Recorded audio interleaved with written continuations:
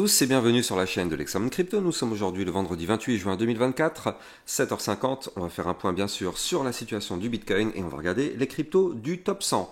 On démarre avec cette cryptomap qui est dans le vert, ça fait toujours plaisir. On a plein d'actualités à regarder aujourd'hui.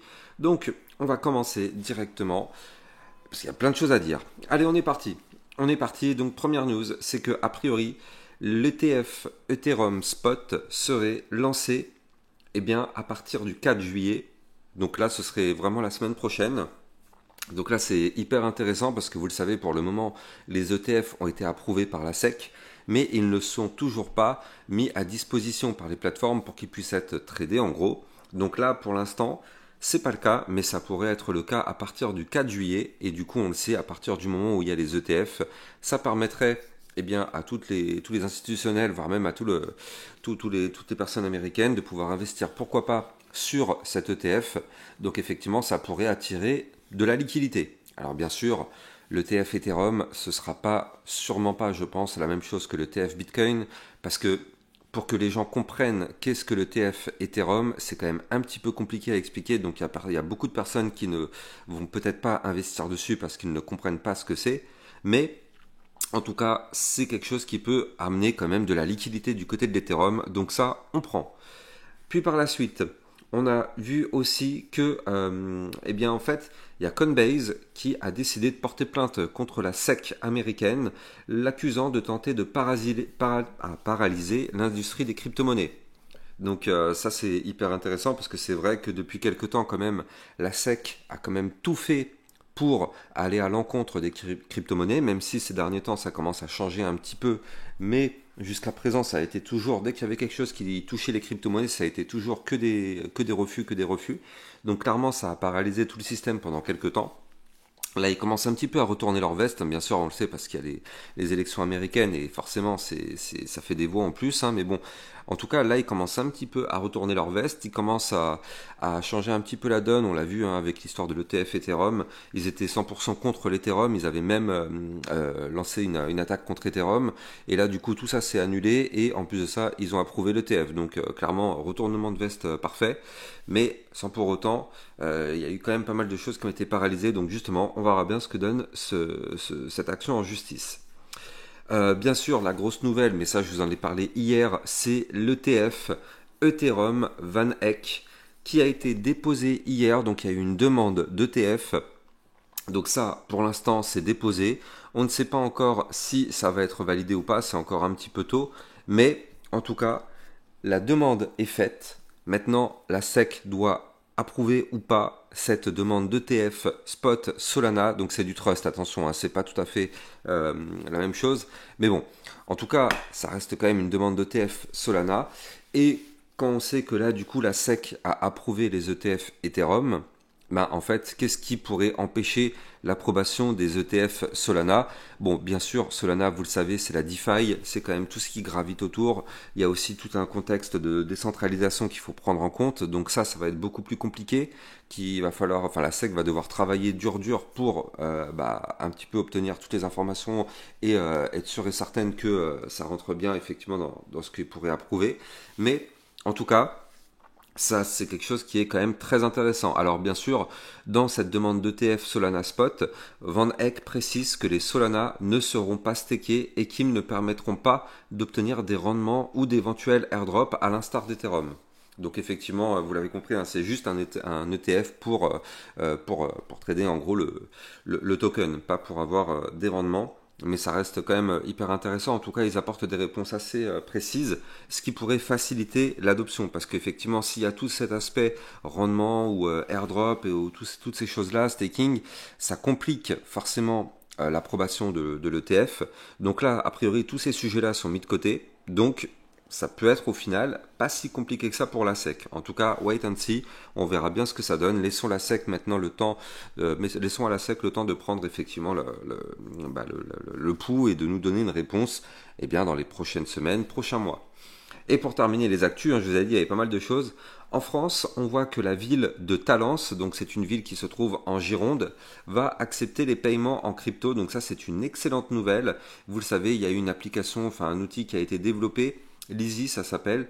Et en fait, ça permet de faciliter justement les paiements en transactions crypto-monnaie. Donc effectivement, ça c'est une bonne nouvelle parce que du coup, ça va permettre que toute une économie se fasse autour du Bitcoin. Alors c'est une petite ville, hein, croyons pas non plus que c'est une ville, voilà, c'est une commune de 44 000 habitants, donc on n'est pas en train de parler vraiment d'une métropole. Mais bon, bref, on est quand même sur un début de quelque chose. Donc l'idée c'est d'attirer une clientèle jeune et internationale. Donc ça c'est une bonne nouvelle. Et donc voilà, c'est ça ce que je vous disais. En fait, c'est l'entreprise française Leasy qui pourrait équiper les magasins des terminaux de paiement et paiements spéciaux pour qu'ils puissent être payés en crypto-monnaie justement. Donc c'est voilà, c'est ça qui est très très très intéressant. On verra bien ce que ça va donner, mais en tout cas ça permet d'aller petit à petit vers de l'adoption et surtout si ça fonctionne bien. Eh bien, la vraie question, ce sera pourquoi pas l'adopter partout en France. À partir du moment où ça fonctionne bien dans une ville, pourquoi pas déployer ça partout. Donc, c'est un bon début, c'est un très bon début. On va voir si effectivement ça aboutit à quelque chose. Vous le savez, en France, on est toujours très très très reculé sur ce genre de choses en temps normal. Donc, du coup, là, on va voir. Allez, on est parti dans l'analyse technique. Bien sûr, je rappelle avant tout que tout ce que je vais dire dans cette vidéo n'est en aucun cas un conseil financier. C'est à vous de faire vos propres recherches et n'oubliez pas que le trading de crypto comporte des risques de perte partielle ou majeure.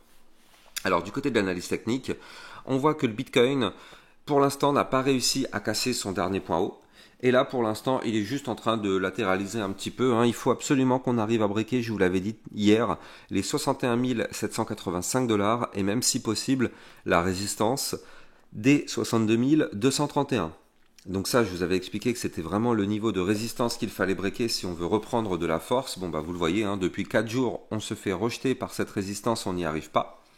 Donc, tant pis, c'est pas grave, c'est le jeu. Le but, c'est d'essayer de marteler au maximum cette résistance pour pourquoi pas avoir la force de la breaker par la suite. Donc là, on l'a martelé déjà pendant 3-4 fois, 4 fois. Maintenant, on veut absolument un breakout. On veut que cette résistance pète, comme ça on va chercher la suivante à 63 264, puis la suivante à 64 464. Dans tous les cas, ce qu'il faut se dire, c'est que tant qu'on est au-dessus, ici, des 60 777 $, nous sommes donc au-dessus du bas du range, donc on est au-dessus de la configuration désastreuse. Donc tant qu'on est au-dessus de ce bas du range, entre guillemets, tout va bien, c'est une zone de support majeure. On voit qu'on avait tenté la percée il y a quelques jours, on a été faire une mèche quand même à 58K. Donc ça, pour l'instant, ça tient. Maintenant, il y a quand même un souci. Et un souci quand même majeur, c'est qu'en fait, du côté du ratio long-short, on est toujours à un ratio vraiment trop mauvais. On a 71, quasiment 72% de long pour 28% de short. Et ça, on le sait, c'est rarement une bonne nouvelle parce qu'en général, le marché va équilibrer tout ça. Donc là, on a eu une chute pour aller chercher les 58K. On pensait qu'effectivement, ça allait faire réduire ce ratio long-short pour arriver à une sorte de moyenne 50-50 ou peut-être 55-45, quelque chose comme ça. Mais au final, pas du tout. Ça n'a quasiment strictement rien changé. Et le ratio long-short est toujours extrêmement en faveur des longues. Donc ça, c'est pas bon du tout. Ça, c'est pas bon du tout. Donc il faut vraiment se méfier parce que on n'est pas à l'abri d'avoir une autre bougie avec une autre mèche, cette fois-ci qui va chercher encore plus bas pour liquider un maximum de longues. Et dans ce cas-là, pour arriver à un niveau d'à peu près d'équité, du 50-50, et pourquoi pas effectivement, par la suite, avoir de nouveau du pump qui arrive. Mais pour ça, je pense réellement que ça va devoir passer par une nouvelle mèche, une mèche qui pourrait aller chercher cette fois-ci plus bas, donc c'est-à-dire peut-être les 56K, voire même les 54K, justement pour sortir, parce que là, il y a eu des longues qui ont été sorties, mais le but, c'est d'en sortir encore plus, donc d'aller encore plus bas, parce que là, ça n'a pas touché certains stop-loss, donc là, le but, ce serait d'aller chercher un maximum de stop-loss et de sortir un maximum de personnes pour rééquilibrer un petit peu ce ratio. Donc là, on le sait, ratio long-short, quand c'est un écart comme ça, c'est pas bon pour les longues. Par contre, si un jour, on a 71% de short et 28% de longues, là, par contre, ça, vous l'avez compris, c'est une très très bonne nouvelle. Maintenant, donc passons sur notre Bitcoin en vue 4 heures et où est-ce qu'il en est ce double bottom. Souvenez-vous, je vous avais parlé justement que là on avait un espoir de pump du côté du Bitcoin. Cet espoir persiste, il est toujours là l'espoir. Pourquoi ? Parce qu'on a toujours ce premier bottom, deuxième bottom qui est une figure chartiste de retournement haussier. Mais pour valider ce double bottom, je rappelle, il faut impérativement déjà dans un premier temps breaker le bas de l'ancien biseau descendant ici. le trait bleu qui est là. Donc ça déjà c'est une première résistance et on le voit, hier on a tenté de le péter mais on n'a pas réussi. Donc là aujourd'hui il faut impérativement qu'on clôture en vue 4 heures au-dessus des 61 825 et il faut impérativement breaker les 62 231. Comme ça on validerait par la même occasion le double bottom. Et donc ça, on avait vu hier que la target de ce double bottom serait d'aller chercher les 64 800 $. En plus de ça, on voit les bandes de Bollinger qui continuent de se compresser. Donc là, il faut impérativement avoir un mouvement aujourd'hui, parce qu'après, on arrive sur le week-end. Et vous le savez, le week-end en général, il ne se passe strictement rien du tout. Donc si il n'y a pas un mouvement aujourd'hui, ça risque d'être jusqu'à la semaine prochaine qu'on galère un petit peu. Et n'oublions pas du côté du calendrier macroéconomique, on a eu aujourd'hui à 3h du mat un discours du président Biden, mais surtout à 14h30, on aura l'indice PCE Core mensuel ainsi que l'annuel. Donc ça va se passer à 14h30. Ça, c'est des indices extrêmement importants par rapport justement à l'inflation. Donc il va falloir surveillez ça de très très près, bien évidemment, sur mon site internet lexamouncrypto.fr.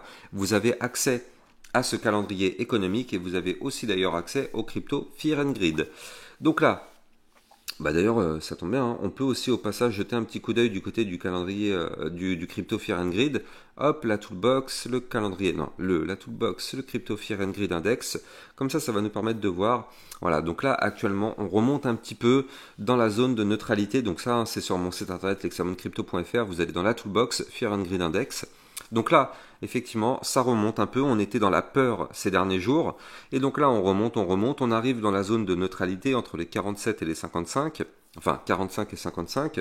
C'est la zone de neutralité. Donc là, c'est vrai que quand on était dans la peur, c'était une belle zone pour réaccumuler. Hein. Là, maintenant, on arrive dans des zones un peu plus neutres, voire même, pourquoi pas, si ça continue de monter vers une zone d'euphorie. On veut surtout pas être dans l'euphorie, hein, ça vous avez compris la leçon.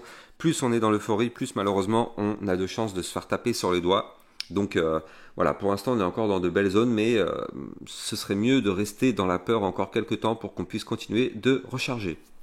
Donc là, comme je vous le disais, du côté du Bitcoin, pour l'instant, on a ce double bottom qui est là, qui est sous nos yeux, mais il galère à se valider. Donc on va voir si on arrive à le valider dans les prochaines heures, avec pourquoi pas effectivement le calendrier économique qu'on a vu tout à l'heure, qui pourrait nous donner des informations importantes, surtout du côté du PCE Core.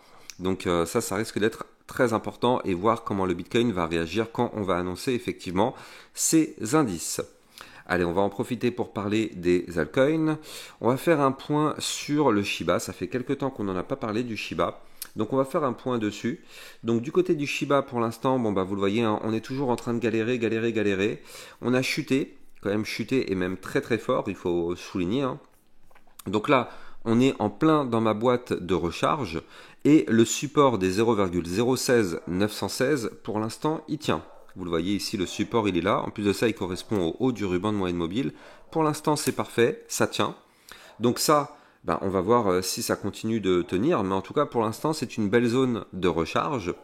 Maintenant, ce qu'on veut, nous, on n'a pas le choix, c'est reprendre de la force et récupérer déjà dans un premier temps les 0,019672, voire même la résistance majeure qui est au-dessus de notre tête à 0,021. 572. Ça, ce sont les niveaux clés qu'il faut qu'on récupère. Et potentiellement, on a une figure chartiste qui est là, qui est sous nos yeux, qui pourrait nous aider, pourquoi pas, à avoir une petite remontada. Parce que ici, on le voit, on a un potentiel début de double bottom. Premier bottom, deuxième bottom, figure chartiste de retournement haussier. Mais le problème, c'est que pour valider ce double bottom, il faut absolument qu'on clôture en vue 4 heures au-dessus de la ligne de coup de ce pattern qui se trouve à 0,01800. Donc là, effectivement, c'est ça le niveau clé qu'il va falloir breaker. Donc on n'y est pas encore. Il faut impérativement breaker ça. C'est quand même un double bottom. On va calculer la target ensemble. Donc la target de ce double bottom, c'est quand même une target à plus 9,88%. La target théorique serait d'aller chercher les 0,019750. Je rappelle aussi, avant de continuer, que dans le club Lexa Rocket, donc ça vous permettra de recevoir encore plus de vidéos que ce que vous pouvez avoir sur YouTube. Hier dans le club Lexa Rocket, on a vu le Jasmy.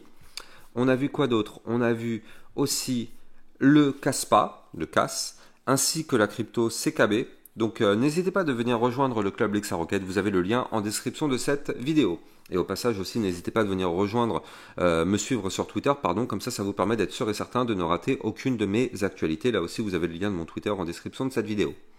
Allez, on continue sur la crypto Polygon Matic. Tiens, ça fait un bon petit moment qu'on n'en a pas parlé du Polygon. Donc là, le Polygon, bon bah lui pour l'instant, on est toujours au-dessus du support majeur. Ça tient, vous le voyez, 0,5586. Pour l'instant, ça tient et tant mieux. Maintenant, le problème, c'est que là, on est entre une zone de support majeur et une zone de résistance majeure. Vous le voyez ici. Donc là, la résistance majeure, elle est à 0,6149. Ça, c'est la résistance qu'il faut breaker si jamais on veut pump. Alors, cette résistance, c'est une grosse résistance, attention tout de même, il faut le noter. Mais si jamais on pète cette résistance, ce serait pour revenir rechercher les 0,6685, voire même les 0,7707. Donc là, vous l'avez compris, on n'y est pas encore. Maintenant, là, ce qui est bien, c'est que malgré la chute qu'on a connue ces dernières semaines, eh bien, le Polygon Matic n'a pas fait de point bas plus bas que le précédent. Et ça reste une excellente nouvelle. C'est-à-dire que là, vous le voyez, pour l'instant, on a chuté, mais on n'a pas forcément envie d'aller plus bas. Donc, tant qu'on ne break pas ici les 0,5145, on va dire que c'est une excellente nouvelle parce qu'on n'aura pas fait de point bas plus bas que les précédents, ce qui ne pourrait pas entraîner, eh bien, une poursuite de mouvement baissier. Pour l'instant, ça tient et tant mieux. Et on voit d'ailleurs qu'il y a bataille depuis 2 semaines, voire même 3 semaines, parce que là, on a aussi la mèche qui est ici. Ce niveau clé de support a été racheté. Donc pour l'instant, ça a l'air de tenir. Je rappelle que pour trader toute cette volatilité, vous pouvez utiliser mon lien de parrainage Binance que vous allez trouver en description de cette vidéo. Ça vous permet de trader sur une plateforme sécurisée ainsi que d'avoir un bonus à l'inscription. Donc n'hésitez pas, le lien est en description de cette vidéo. Quant à moi, j'ai plus qu'à vous souhaiter une excellente journée. Je vous dis à plus tard. Ciao, ciao.